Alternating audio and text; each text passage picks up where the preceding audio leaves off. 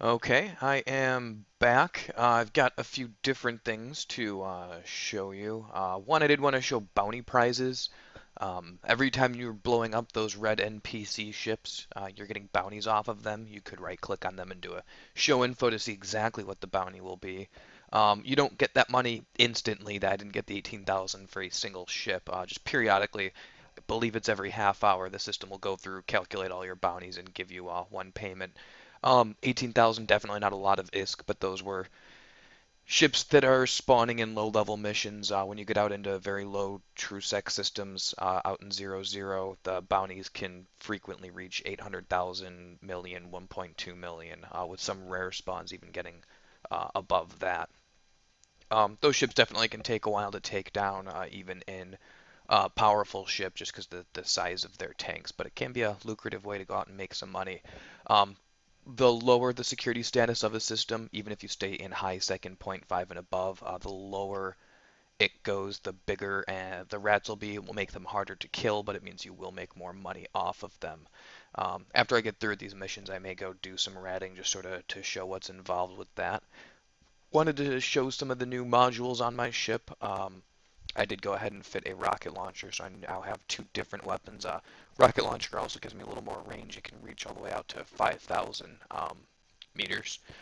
I've got my afterburner, my shield booster, and I've added a stasis webifier. I've gotten the skill for that and got it as a mission reward. What that does is it knocks down this specific module by the speed of a ship that gets within 10 kilometers of you. You can stasis webify it, which then lowers its velocity by 50%. This can be good if it's a ship that's faster than me, maybe by 30%, and it's trying to get away because it has longer range weapons than mine. I could use my afterburner to get in range of it, webify it, and then could turn off my afterburner to save capacitor. Also, my blasters are limited in their transversal velocity. Um, that is the speed at which a target moving left to right or right to left across my screen, if it's going too fast, the blaster can't keep up with it. Now, light blasters have some of the highest tracking speeds of any weapon in the game, so it's not too much of a problem now. But especially when you get into larger weapons on larger ships, if I'm a battleship trying to blow up a cruiser and I'm using blasters, I may want to, and it's a fast cruiser, maybe it's a hack. If I webify it, its speed may not become low enough that my blasters can track on it better, and I'm going to land more hits for more damage.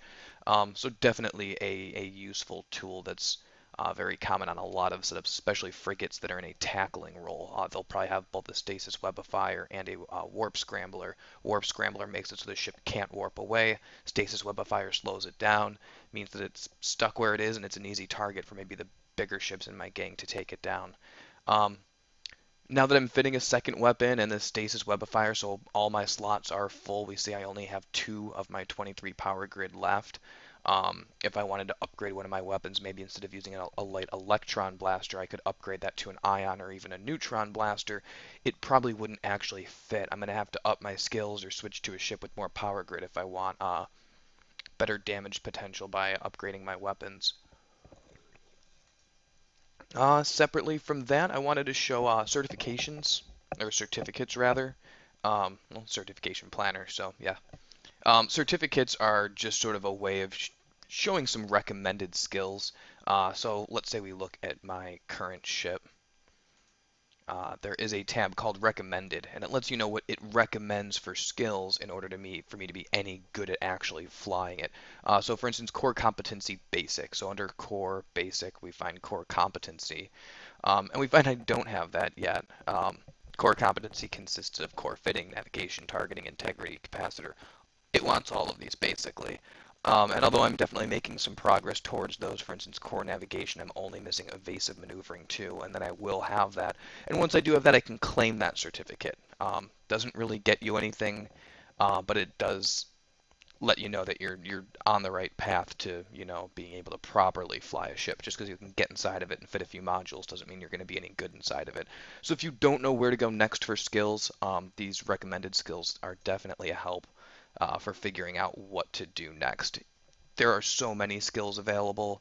Uh, Already I'm up to 46 skills, and this, character's only a day old. Um, even with all my experience, it's very difficult for me to just remember all of the different skills that might be useful to me at this point. So for a new player, I can imagine how overwhelming it is. This might be a good place to go for a little inspiration, although the EVE Online forums would definitely be another place. In the meantime, I've run some more missions, combat missions. They have gotten slightly harder. I still wouldn't call them difficult. They're not really meant to be. They're really meant for learning, of course. But it is the final 10th mission. I'm hoping this one might actually be a special challenge, perhaps. So let's go ahead and knock this one out. The reward's definitely the best I've seen. Quarter million ISK, a skill book, and it looks like they're giving me a Merlin right off the start here. Maybe that's a sign that I need to switch ships. So we look at my ship hangar. Um, we now have the newest ship available to me, the Merlin. Um, this one does have a higher skill requirement, Caldari Frigate 3, which luckily I have trained. Um, we see this one has 3 turret hardpoints, so I would lose my missile launchers, but I believe I have 3 hybrid weapons available if I don't want to buy anything. I'm thinking if I do switch to the ship, I may buy a couple more blasters. Um, Otherwise, 4 medium slots, so I could improve my tank a bit if I wanted with that extra medium slot and 3 low slots. So definitely a lot of fitting room, way more power grid and CPU available also. Um, yeah, let's go ahead and switch ships. This should be fun.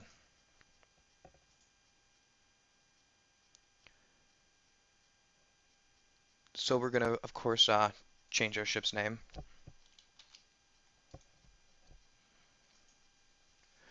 We will make it active, and then let's go ahead and strip the fitting on our last ship. That's going to just take all of the modules in the entire ship and put them right into our hangar. And then let's go ahead and repackage it. We never did insure the ship. Repackaging shrinks the ship back down to its original size, makes it so it's stackable again, puts it back to its original condition. We could then sell it if we wanted. If our ship was insured, repackaging it would cancel our insurance. Looks like I can't. It looks like I must have taken some damage at some point to a module, so we will go to the repair shop and choose to repair.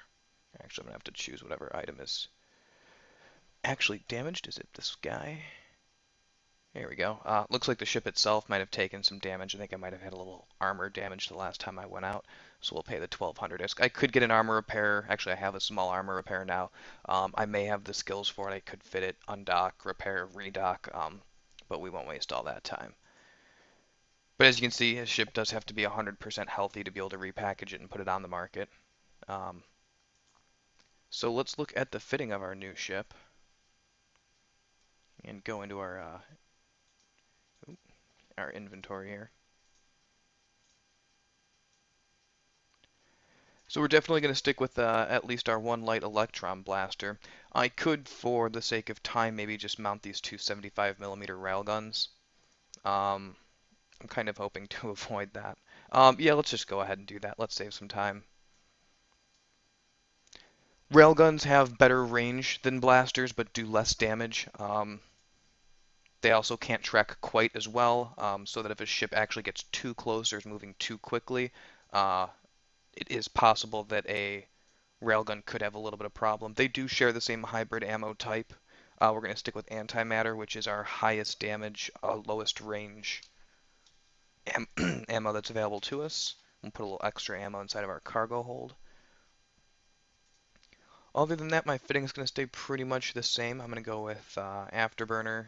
Don't really care about cargo hold and don't have much that I could put in my low slots without buying stuff. Low slots can be used for damage boosting modules. There's a lot available. For instance, a magnetic field stabilizer or a mag stab is a popular choice for hybrid weapons. I could put some of those on there to increase my damage output, but again, for these easier missions, I don't see the need to go spending all that time finding the modules. And at that point, it looks like we've Filled everything we can without buying anything. We do have a bigger shield, I believe some more speed with this ship. It's really just all around better, so I think we should be good. And definitely we'll have a larger capacitor. I was having issues in the missions I was running with running my shield booster for any, any amount of time, especially with weapons and afterburner on, was causing my capacitor to drain very quickly. Every module activated on the last ship, even though I only had two weapons, it would drain in 15 seconds. We can see even with the third weapon added, I now have 40 seconds of capacitor, so it's a really nice improvement. So let's go ahead and undock. Oh, and the three overdrive injectors should definitely give my ship a lot of speed. There are stacking penalties, and adding all those modules really isn't going to make a big difference having those, but it should be a pretty quick little ship. In fact, hovering over here will tell us our top speed. It does bring me up to 454 meters per second, and that's without the afterburner. Enabling my afterburner actually gets me all the way up to 992, so almost a kilometer per second. For a Tech 1 ship with basic modules and very basic skills, that's a good amount of speed.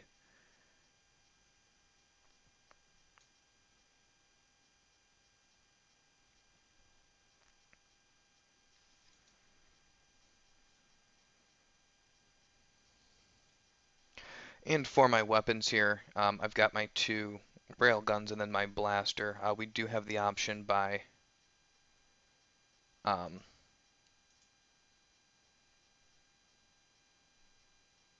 never mind, because they're all different. Maybe I don't have an option.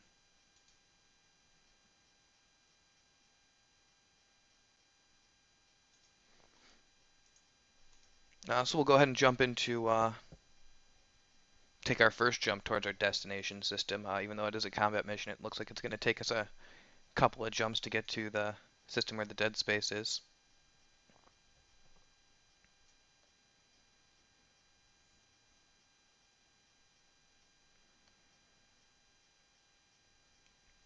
And you can see how graphically the capacitor changes depending on how much capacitor you have available. Those little dots can get very small when you start getting into the larger ships.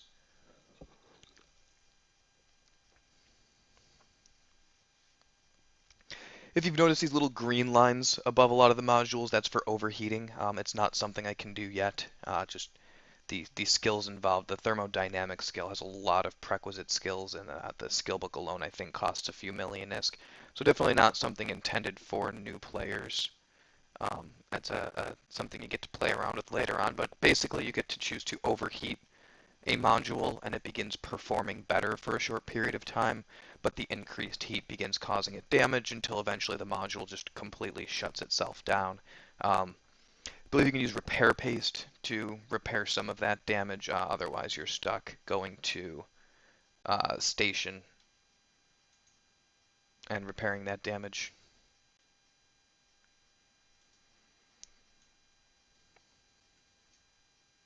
Now that's also what these little buttons here are for, and in fact trying to overload the whole rack will just tell me that I need my thermodynamic skill to 1.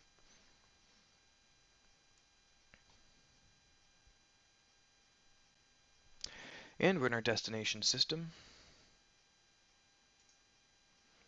And this mission is also a storyline mission. As you're running missions for a corporation, you will periodically, I want to say it's one every 16, get a storyline mission. Storyline missions give you a much larger faction standing boost than a normal mission. Every time you complete a mission with an NPC corporation, you get a standing increase from them. It lets you use station services while paying less tax for those station services and other little benefits, and allows you to get better agents, higher level agents. They don't have quality anymore. Um, and those storyline missions can have a very large impact on that standing.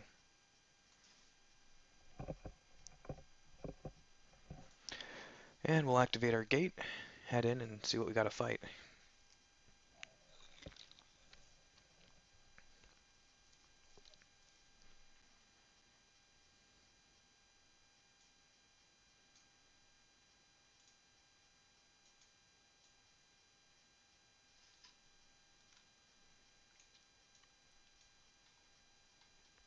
Alright, so let's go ahead and get into it. 6 hostile ships to take care of.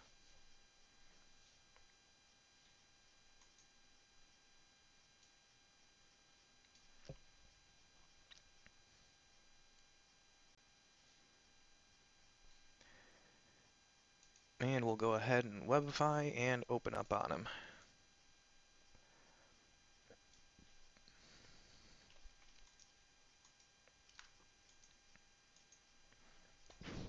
And I should have started locking sooner there.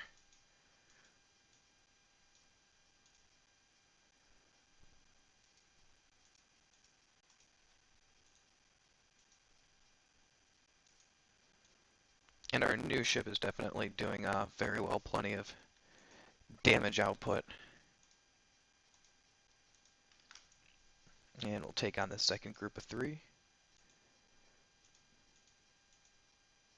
I did go ahead and turn off my afterburner. These ships are getting in very close anyways, so there's not much need for it.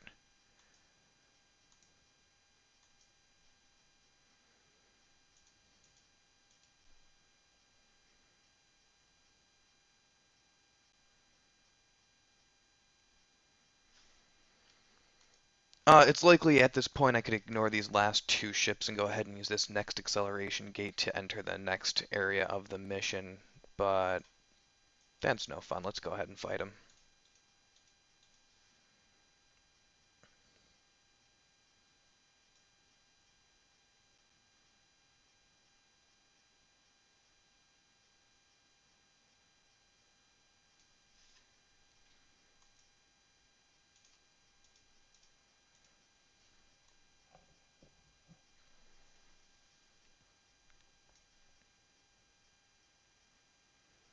And I've taken a little bit of shield damage, so we'll go ahead and run a couple of cycles on the shield booster.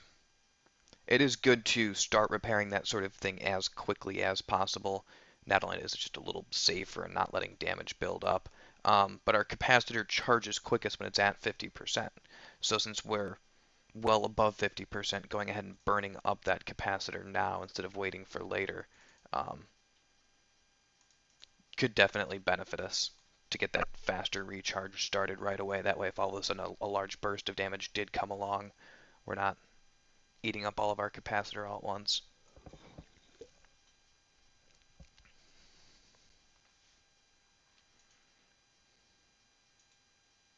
And of course, right now is a great time when I'm just burning into the next gate to reach the next area. Go ahead and reload all those weapons, repair any damage.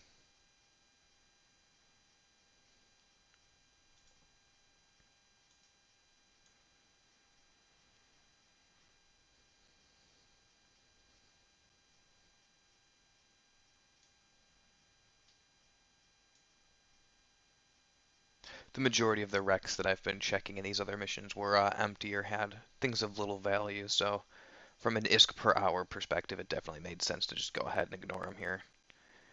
And it looks like there's going to be at least one more phase after we kill these ships in here. Now, in a normal mission, I'm not actually going to even bother checking. In a normal mission, these ships here are considered guards of this next gate, so using the gate isn't an option until the guards are destroyed. Some of these easier missions, it is letting me bypass the guards if I choose, but that's, again, just no fun. I'm here to blow up some stuff. And we can see these ships are not a complete waste of time. This one here has a bounty of 3,000 ISK, so we are making money by blowing these ships up.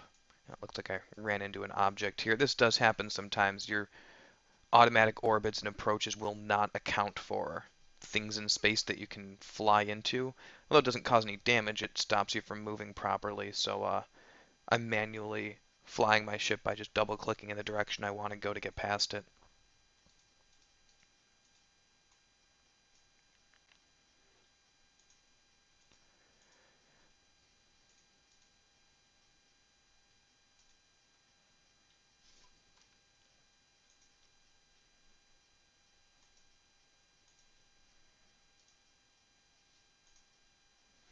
And I'm going to start splitting up my fire as long as I got multiple ships in range. That way I'm less likely to waste cycles waiting for a weapon that didn't need to be cycling on one hostile to finish just so I can put it on the next guy. They're essentially killing them too quickly.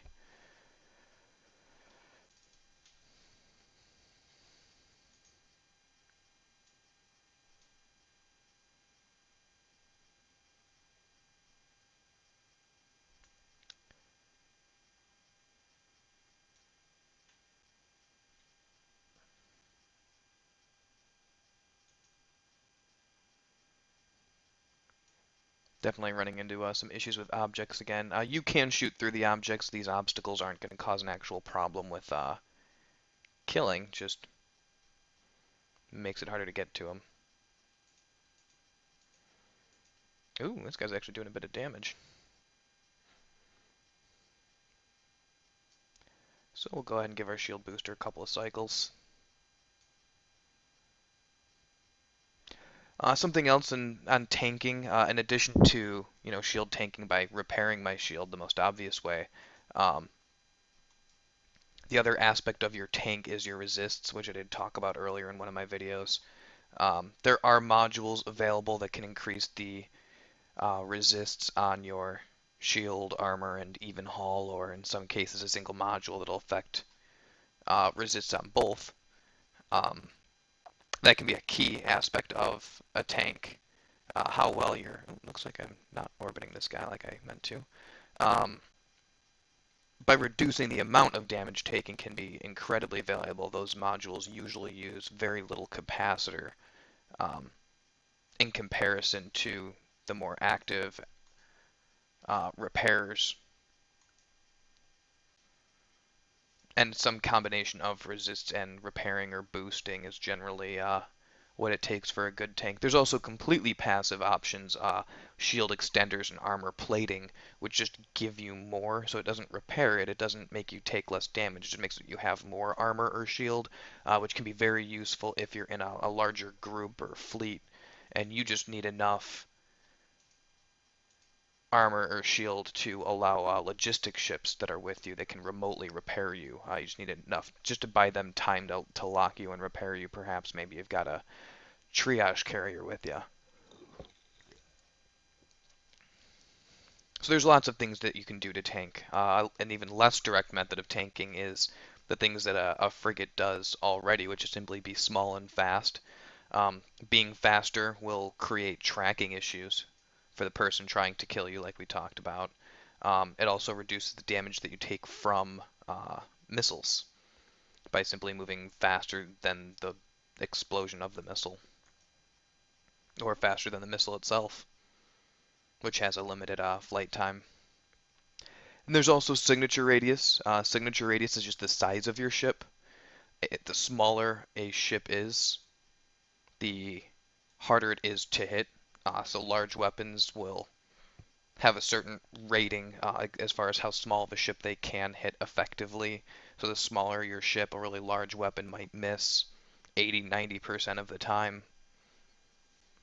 And when it does hit, will have reduced damage. Missiles will always hit, but the damage is drastically affected by the size of the ship that it's hitting.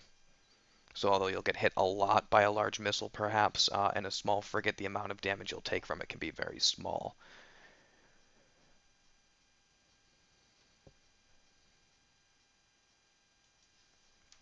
And it looks like there is a stasis webifying tower. Let's go ahead and approach that, and maybe we'll go ahead and just blow that guy up. Unless that's going to take too long. And it will. Ooh, and we are taking a lot of damage. So we're going to go ahead and start knocking out some of these guys who are actually doing damage to us.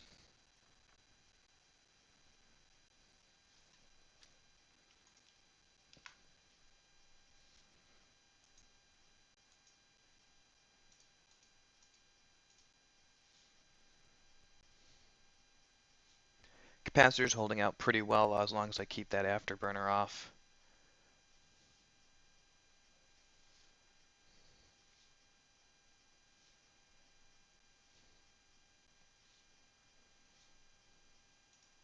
I'm going to go ahead and turn off my shield booster here. My cap is low enough now that the cap recharge rate is actually reduced. reduced, and I'm also worried about taking away, having my weapons start shutting off. At this point, as long as we kill everything quick enough, it's not going to be a problem. My tank isn't going to be a problem, that is.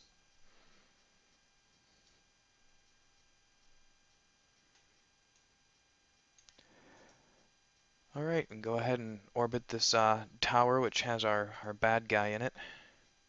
And since all that it's capable of doing is stasis webifying us, it shouldn't actually be any type of threat.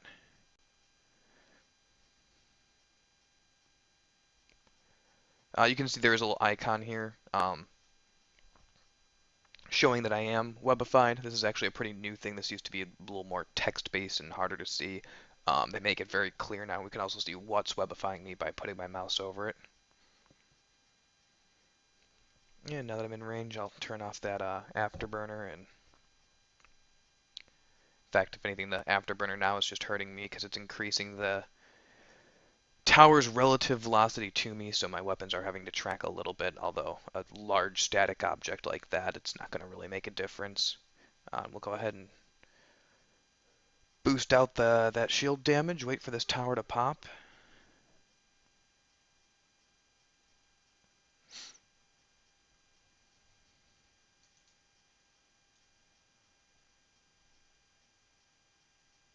But I think they did do a good job that even though without having to buy any weapons and just using the stuff that was given to me, the fight was a little bit challenging, and that I did take some damage and did, have to pay attention to what I was doing to succeed, but it was still very doable. I don't think I ever got below half shield and always had at least a quarter capacitor, so I was never in really bad shape. And it looks like this is our bad guy's pod. We will go ahead and pod him.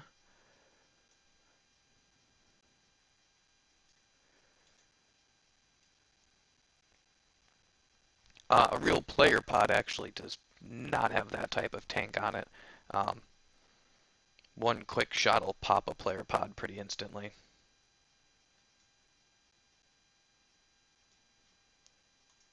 And let's see if there's anything special inside of it. And there's another cargo container over here also. I'm going to check both of these out.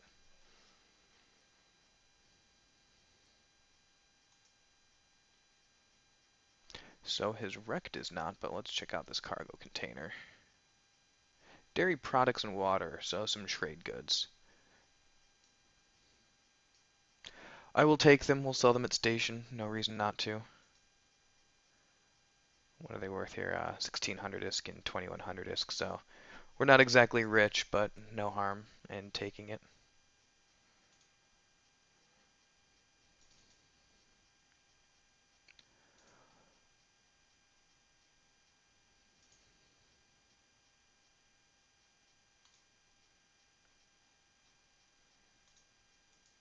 And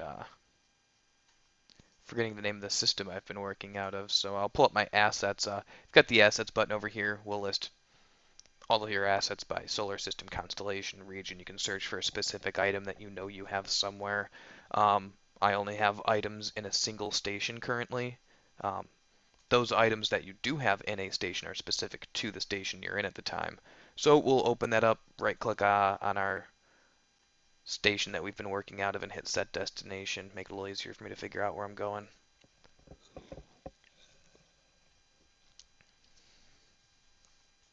Yeah, your bank, if you will, is not universal between stations. Every single station has its own hangar that you store items in.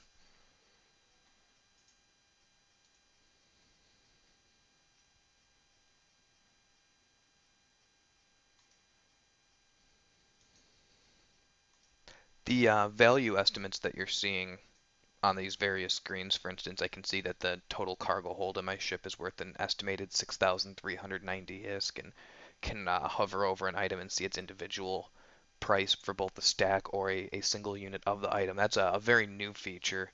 It's based on a guess of current market averages. I'm not sure of the exact algorithm it uses, so don't treat it as gospel. It's more or less a guess at what it's worth, but it's definitely a useful feature to see what you have available and what's worth looting and what's not, perhaps if you're out ratting for a while.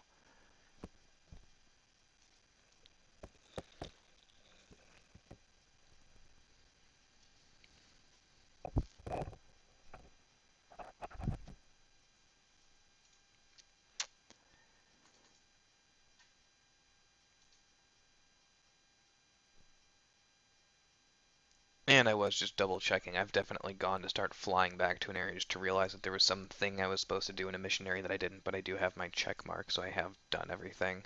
I believe I may have already gotten the sharpshooter skill, so that skill book might just get sold, but definitely a nice ISK reward. Sharpshooter is going to be a gunnery skill, and I have not learned it yet, so that is a useful skill book. There are not many skill books that I haven't bought yet that I'm able to train that are, these beginning skills like this, so that was definitely fortunate. And I do have the prerequisites. I guess I have been ignoring gunnery skills. Playing Keldar, I was hoping to go more down the missile route, but they really do, on a lot of their ships, utilize both hybrid weapons and missiles, some combination of the two. Uh, so it looks like I will still be training some gunnery skills, but there's nothing wrong with that.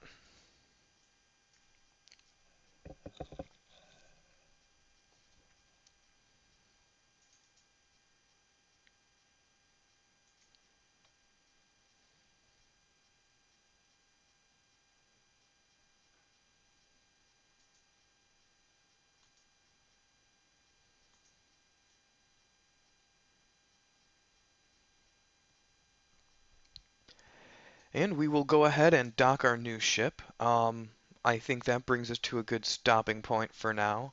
I will turn in my mission, get my new skill book going, get some skills training, and I hope to see you next video.